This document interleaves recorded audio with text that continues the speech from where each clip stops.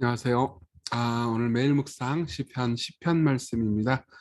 오랜만이죠. 9월 23일 묵상입니다. 시편의 배경은요, 9편과 동일합니다. 실제로 9편과 시편은 이제 한 편의 시였을 거예요. 왜냐하면은 이제 문학적인 구성이 굉장히 똑같고요. 그리고 시편에는 표제가 없거든요. 9편에만 있습니다. 그리고 나서 쭉 이제 그 알파벳 맨 앞자리 단어 대로 이제 시가 구성되어 있거든요. 그래서 배경은 똑같습니다. 교만한 자들을 보면서 굉장히 괴로워하고 있는 거죠. 고편도 그랬잖아요. 그죠? 그래서 이제 보면은 악한 자가 교만하여 가련한 자를 심히 압박하오니 그들이 자기 앞에 분교에 빠지게 하소서, 이렇게 말하기도 하고요. 특별히 이제 이 교만한 사람은 하나님이 없다고 생각해요. 그래서 4절, 그의 교만한 얼굴로 말하기를 여호와께서 이를 감찰하지 아니하신다며 그의 모든 사상에 하나님이 없다 하나이다, 이렇게 이야기를 합니다. 근데 이 악인이 이제 현대적인 의미에서의 무신론자는 아닌 것 같아요. 왜냐하면 11절에 보면은 그가 그의 마음에 이르기를 하나님이 잊으셨고라고 악인을 지칭하고 있거든요. 그러니까 신은 존재하지 않는다, 뭐 리처드 도킨스 같은 그런 무신론자는 아닌 것 같아요. 그래서 그의 얼굴을 가리셨으니 영원히 보지 아니하리다, 이렇게 막 나를 외면하는 거죠. 이런 이제 교만한 자들의 압제 혹은 이제 그 공격 가운데서 괴로워하고 있는 상황입니다. 근데 이제 이걸 구원을 하나님께서 해주시기를 바라는데, 시인 본인에게도 좀 문제가 하나 있어요. 우리 본문으로 넘어가 보죠. 1절부터 보면은 시인이 뭐라고 하냐면, 여호와여 어찌하여 멀리 서시며 어찌하여 환난 때 숨으십니까? 이렇게 얘기를 해요. 자, 이게 되게 중요한 부분입니다. 어, 지금 시인이 있고요, 그리고 악인이 있어요. 악인은 어떤 사람이죠? 하나님이 없다, 이렇게 주장을 합니다. 그러니까 무신론이죠. 근데 실제로 신이 존재하지 않는다, 이렇게 생각하는 게 아니고 있지만 신경 안 쓰는 거예요. 그러니까 실천적 무신론자죠. 뭐 신이 있든 말든 그게 무슨 소용이냐, 지금 당장 눈에 보이지도 않는데 내 마음대로 살 거야, 뭐 심판하겠어 그가, 이런 식으로 생각하는 거죠. 실제로 머릿속으로 그렇게 명시적으로 생각하지도 않아요. 그냥 없는 것처럼 늘 살아갑니다. 근데 이게 중요한 건 뭐냐면, 이 시를 쓴 시인도 어떤 생각이 드는 거냐, 하나님 안 계시는 것 같아요. 기도를 해도 없는 것 같고, 환난 때에서 숨으신 것 같고, 이런 거예요. 그러니까 시인과 악인의 사정이 지금 똑같아요. 그냥 둘 다 신이 안 계신 것 같은 거죠. 하나님이 안 계신 것 같은 거예요. 근데 대하는 방식은 다릅니다. 그죠? 이게 되게 중요해요. 신자와 불신자 모두 종종 신이 없는 것처럼, 하나님이 계시지 않은 것처럼 느끼는 거니까요. 계속 좀 읽어드릴게요. 그러면서 시인은 그래도 막 몸부림을 칩니다. 악한 자가 교만하여 가난한 자를 압박합니다. 그들이 자기 앞에 품격에 빠지게 해주십시오. 여러 번 반복됐던 내용이에요. 하나님, 정말 저 악한 자들이 가난한 자들, 힘든 자들을 핍박하는데 그들이 올바로 심판받게 해주십시오, 이렇게 얘기를 하는 거예요. 악인은 그의 마음의 욕심을 자랑하며 탐욕을 부리는 자는 여호와를 배반하며 멸시합니다. 악인은 그의 교만한 얼굴로 말하기를 여호와께서 감찰하지 않는다, 이게 다 돌보고 그러지 않는다, 하나님이 뭐 이런 거 모든 걸 다 감시하고 그런 거 없어, 그냥 모든 사상에 그는 하나님이 없습니다, 없다, 이렇게 하나이다. 그래서 너무 답답한 거죠. 근데 전 정말 답답한 건 자기도 하나님이 안 보여, 안 느껴지는 거예요. 그래서 그의 길은, 악인의 길은 언제든지 견고하고 주의 심판은 높아서 그에게 미치지 못하오니 그는 그의 모든 대적들을 멸시하며, 그러니까 그 악인은 당장 하나님께서 그를 심판하는 것처럼 보이지 않으니까는 마음이 높아졌어요. 하나님의 심판이 악인에게 미치지 못하는 것 같아 보입니다. 그래서 그의 마음에 속으로 이르기를 나는 흔들리지 아니하며 6절 대대로 환난을 당하지 아니하리라, 이렇게 막 자고하고 있어요. 막 다 잘 나갈 것 같아요. 자기가 이렇게 멋대로 굴고 사람들을 핍박하고 교만하게 사람들을 위해서도 자기가 막 당장 뭐 나쁜 일이 벌어지지 않을 것 같아. 신이 없는 것 같거든요. 그 입에는 저주와 거짓과 포악이 충만하며 그 혀 밑에는 잔해와 죄악이 있습니다. 그가 마을 구석진 곳에 앉으며 은밀한 곳에서 무죄한 자를 죽이며 그의 눈은 가련한 자를 엿보나이다. 숨어가지고 막 가난한 사람들을 핍박하고 막 없애려고 그러고, 그리고 막 사람들이 이용하려고 엿보려고 그러는 거예요. 꼭 이걸 사회 지도층 힘 있는 사람, 물론 이런 사람도 포함되겠죠. 그런 사람들만 생각하지 마십시오. 막 사람 위에 서가지고 등쳐 먹으려고 하고 막 그런 모든 사람들 다 의미하는 겁니다. 사자가 자기의 굴에 엎드림 같이 그가 은밀한 곳에 엎드려 가련한 자를 잡으려고 기다리며 자기 그물을 끌어당겨 가련한 자를 잡나이다. 몰래 사람들이 이용하려고 그러는 거죠. 사실 자기 뒤에 은밀한 곳에 하나님께서 자기를 감찰하고 계시는 거, 보고 계시는 거는 깡그리 잊어버리고요. 그래서 그가 구풀에 엎드리니 그의 포악으로 말미암아 가련한 자들이 넘어집니다. 그가 그의 마음에 이르기를 하나님이 잊으셨고 그의 얼굴을 가리셨으니 영원히 보이지 아니하시리라 하나이다. 그러니까 누가 명시적으로 신이 잊으셨고 이렇게 말하진 않아요. 그냥 깡그리 까먹어 버리는 거예요. 그럼 마음속 깊은 곳에서 마음에 이르기를 이렇게 얘기하잖아요. 마음속 깊은 곳에서 뭐라고 그러냐면은 그러니까 신이 존재하지 않으니까 내 멋대로 살아도 상관없어 이렇게 생각을 하는 거죠. 그가 뭐 나를 감찰하고 이게 다 헛소리야 이렇게 생각을 하는 거예요. 그런 마음이 깊이 뿌리 박혀 있으니까는 죄책감도 없는 겁니다. 그래서 시인이 뭐라고 말합니까? 12절 이제 9편에서 말하는 거 똑같이 얘기해요. 여호와여 일어나소서 제발 좀 일어나 주십시오. 안 일어나는 것 같아요. 하나님이여 손을 드옵소서. 하나님 손 안 드시는 것 같아요. 가난한 자를 잊지 마옵소서. 어찌하여 악인이 하나님을 멸시하여 그의 마음에 이르기를 주는 감찰하지 아니하리라 하나이까. 그러니까 이렇게 얘기하는 거예요. 하나님, 당신이 계속 그렇게 손 놓고 계시면 그들이 계속 하나님 없다고 말하지 않겠습니까? 주께서 보셨나이다. 보고 계시지 않습니까? 주는 재앙과 원한을 감찰하시고 주의 손으로 갚으려 하시노니 외로운 자가 주를 의지하나이다. 그러니까 다시 이제 마지막에 하나님을 향한 신뢰로 돌아갑니다. 저는 정말 당신을 의지합니다. 당신 보시고 계시죠? 재앙과 원한을 감찰하고 계시죠? 갚을 거죠? 그러면서 주는 벌써부터 고아를 도우시는 분이십니다. 이미 진작부터 고아를 도우시는 분이잖아요. 그 고아가 제가 안 느껴진다 하더라도요. 악인의 팔을 꺾으소서. 악한 자의 악을 더 이상 찾아낼 수 없을 때까지 찾아주십시오. 여호와께서는 영원 무궁하도록 왕이시니 이방 나라들이 주의 땅에서 멸망하나이다. 여호와여 주는 겸손한 자의 소원을 들으셨으니 그들의 마음을 준비하시며 귀를 기울여 들어주십시오. 그러니까 뭐요? 우리를 봐주세요. 안 보이는 하나님은 우리를 안 보는 것처럼 느껴져요. 그래도 봐주세요. 하나님께서 우리 기도를 안 들으시는 것처럼 느껴져요. 그래도 귀를 기울여 들어주세요. 그러면서 18절 고아와 압제당하는 자를 위하여 심판하사 세상에 속한 자가 다시는 위협하지 못하게 하실 겁니다. 이렇게 하나님께 신뢰를 드리고 기도를 마치는 겁니다. 자, 이 적용을 좀 해봅시다. 첫째로는 하나님이 없는 것처럼 보일지라도 하나님을 계속해서 찾는 겁니다. 자, 신자에게든 불신자에게든 하나님이 없는 것처럼 느껴지는 순간은 동일하게 있어요. 재밌는 건요.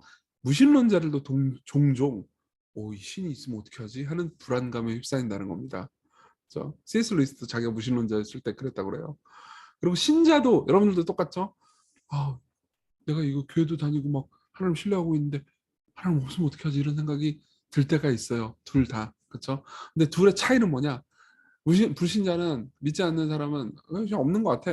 있어도 없어. 그러면서 무시하고요. 신자는 없는 것처럼 느껴지는 그 순간에도 하나님을 찾습니다. 왜? 그 내가 없는 것처럼 느껴지는 그때에도 하나님 우리를 보고 계시고 귀를 기울이고 계시고 다스리고 계시거든요. 이게 시인의 계속 된 고백이에요. 그래서 하나님이 없는 것처럼 느껴질 때도 기도를 듣고 계십니다.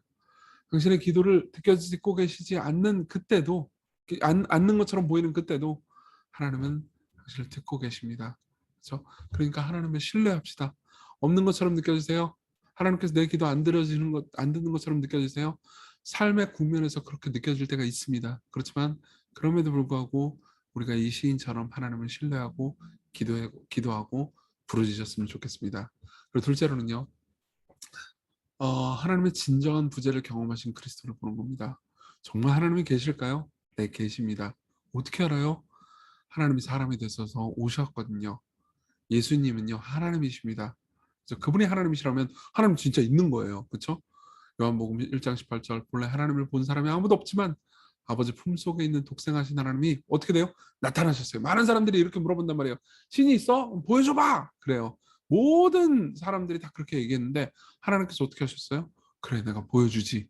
그러면서 하나님의 영원한 아들이시자 하나님 자신이신 예수님이 사람이 되셔서 이 땅에 오셨습니다.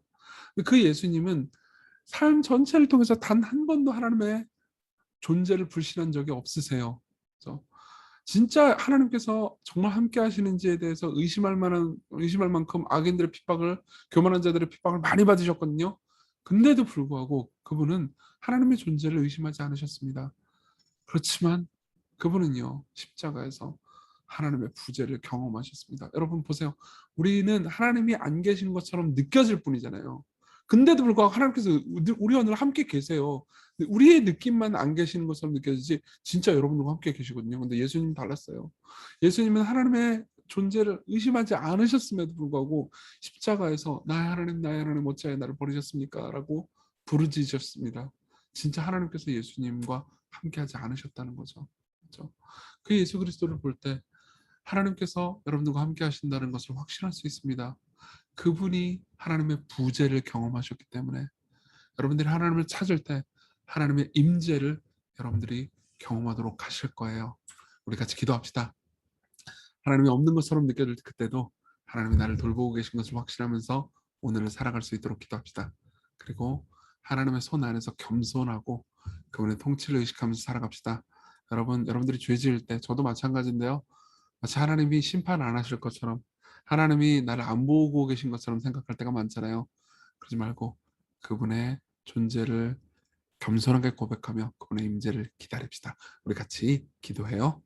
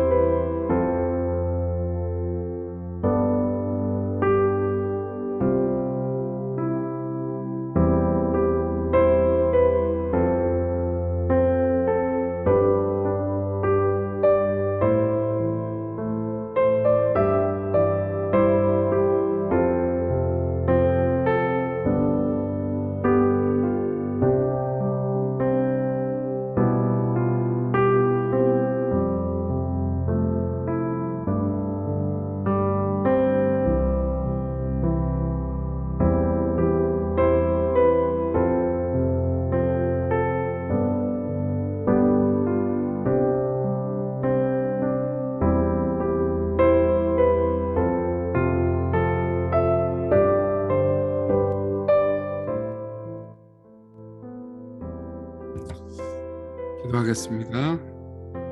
자비로우신 하나님, 우리 삶에서 하나님이 안 계신 것 같은 느낌이 들 때가 많습니다. 또 하나님 안 들으시는 것 같고, 내가 찬송 불러도 하나님께서 관심 없는 것 같고, 그래도 하나님을 찾습니다. 그래도 하나님을 신뢰합니다. 바로 하나님이 살아계심을, 그리스도를 보면 다시 하나님을 찾으며 우리의 삶에서 임재해 주시고 당신을 깨닫게 해주시며 내 뜻대로 살 수 있도록 용기를 주십시오. 예수님 이름으로 기도했습니다. 네, 여러분 오늘 하루 하나님의 은혜 가운데서 하나님 신뢰하면서 사셨으면 좋겠습니다. 감사합니다.